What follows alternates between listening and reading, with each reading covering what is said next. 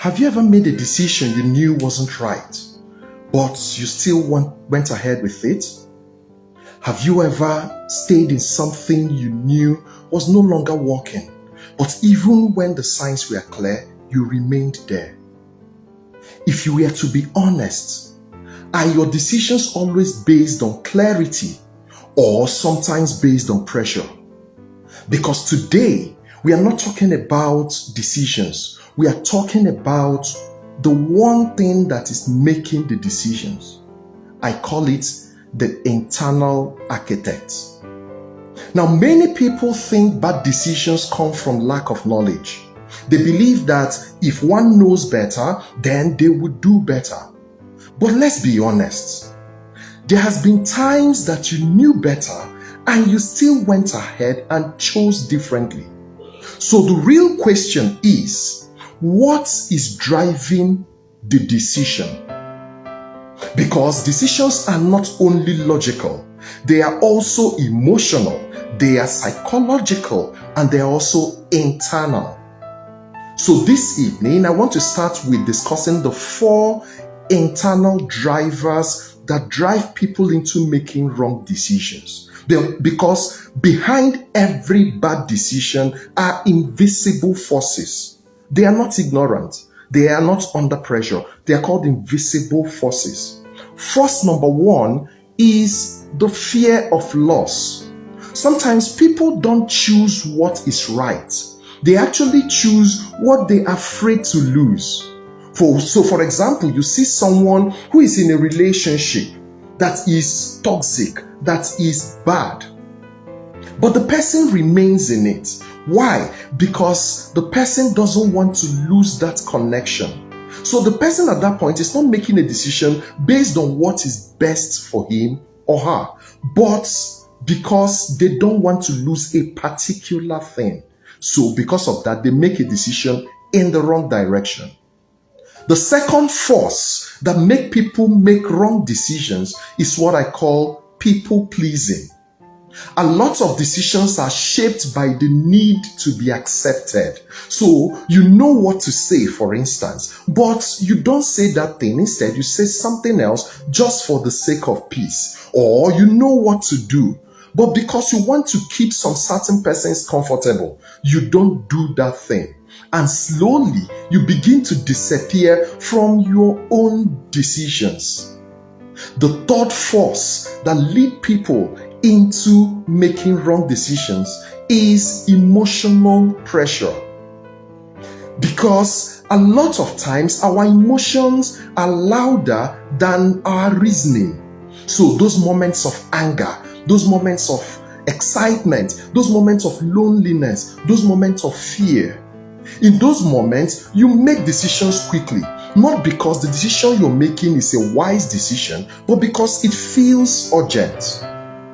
The fourth reason is the one that makes people even to remain in a bad decision when they know clearly it is a bad decision. I call it the sunk cost trap. This one is one that quietly traps people in their bad decision. The idea is simple. People tell themselves, I've been investing a lot in this particular direction, so I won't stop now. Maybe the person has invested time or energy or emotions or even resources. So instead of asking themselves, what is right moving forward, they ask themselves, how can I justify the time I'm spending in this place, this bad decision? How can I justify it? So you see someone that is in a situation that is no longer working, in a job that is no longer paying them well, in a relationship that is very toxic, but because they've spent years in it, they remain in it. They continue in that path that keeps draining them simply because of what they have already committed into it. Now, here is the truth that a lot of persons avoid. Past investments don't guarantee future value. Should I say that again? Past investments in a thing most times don't guarantee future value. Why? Because it actually might be in the wrong direction. And sometimes the wiser decision you need to make is not to continue on that path.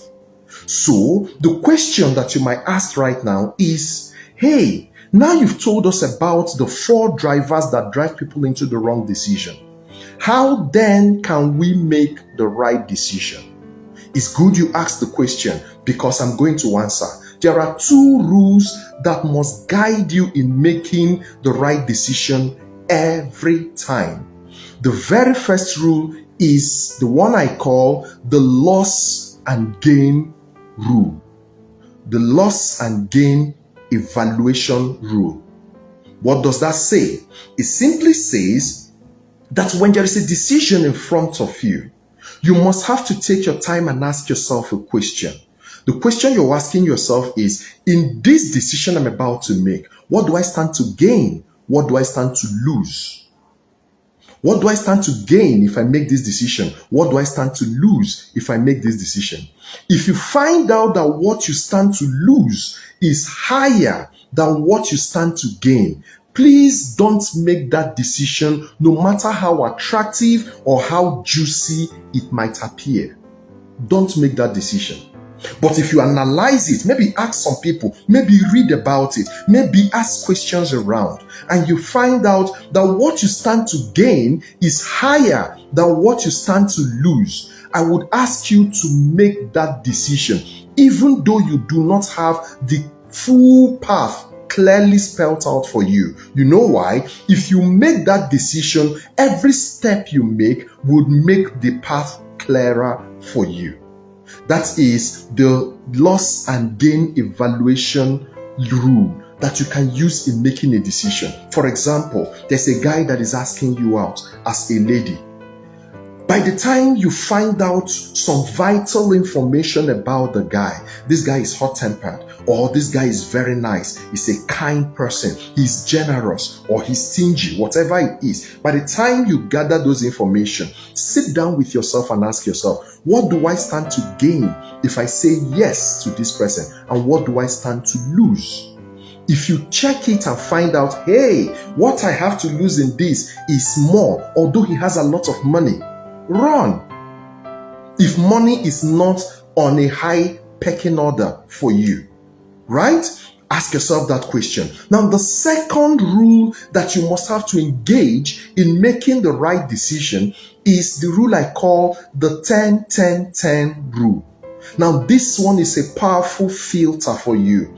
Before you make any decision, you must also have to pause and ask yourself 3 vital questions. The first question you ask yourself is, how will I feel about this decision I'm about to make right in the next 10 minutes? How would I feel? Asking yourself that question will capture your emotion and allow your reasoning to actually filter that emotion for you. So that you're asking yourself, will this decision I'm about to make now bring me immediate relief, or will it bring me immediate regret? Right?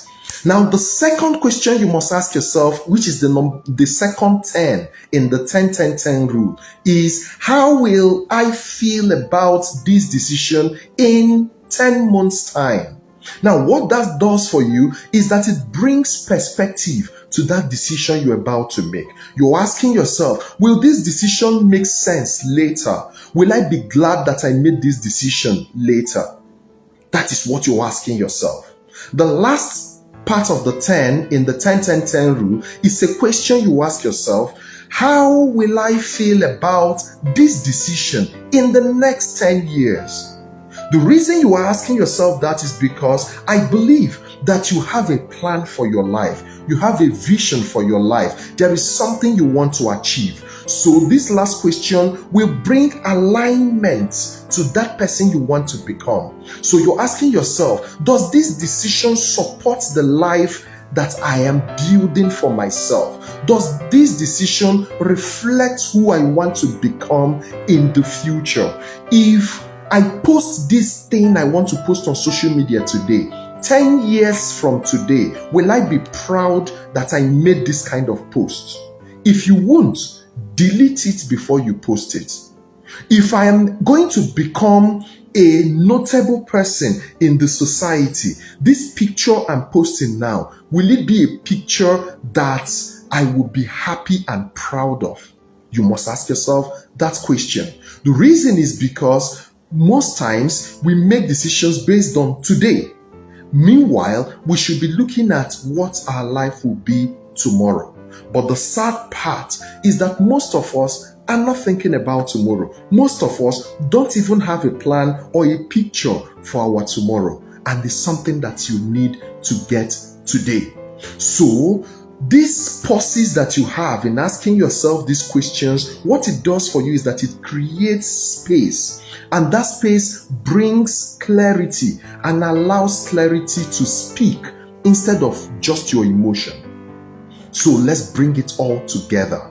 The first thing I want you to take away is that bad decisions are rarely accidental. They are not. They are actually a product or a result of fear, pressure, emotional noise, or attachment to past investments, the things that you have spent time or emotions on. So the issue is not just what you decide, because when you are making a decision, what you should be looking at is what is within you that is making that decision. Let me give you an instance. When what is driving you from within is fear, you will see that every decision you will make will be to protect yourself and make sure that nobody crosses a particular line. Why? Because the driving force from within is fear. What if the driving force from within is pressure? For instance, it means that every decision you will be making will be to please everyone so that you can remove that pressure from yourself. But on the other side of it, what if your decision is made with clarity in control within you? You will see that that decision will align. You will see that the alignment will create peace in your life. So here is something simple but powerful that I want you to take away. Before you make the next major decision, pause. Not for so long, but just long enough for you to ask yourself some pertinent questions. Ask yourself, what is really driving this decision I'm making? Is it fear? Or is it pressure? Or am I being emotional? Or do I have clarity about this decision I'm about to make? Apply the loss and gain evaluation rule. Apply the 10-10-10 rule also. This would actually give your future a voice to speak to you today, so that you don't just hear shouts and noise from the present, denying the future of the peace and the prosperity it will enjoy. Right? Now, let me let you get this to stick with you as I round off. Most bad decisions are not made in ignorance. They are either made under pressure, fear, or misalignment. So don't just make decisions quickly. Make decisions consciously, because your life is being built by the architect within you. Make sure that that architect is a qualified one. This has been Ace with Okwi the Wealth Maestro. Join me on all social media platforms at OkwiW Maestro. Let's continue this discussion away from here. Share your experience with me. Ask me a question. Leave a comment and share this video. Let other people learn from this, because the decision you delay to make today is still a decision. And what we want to achieve is clear excellence. Be good. God bless you.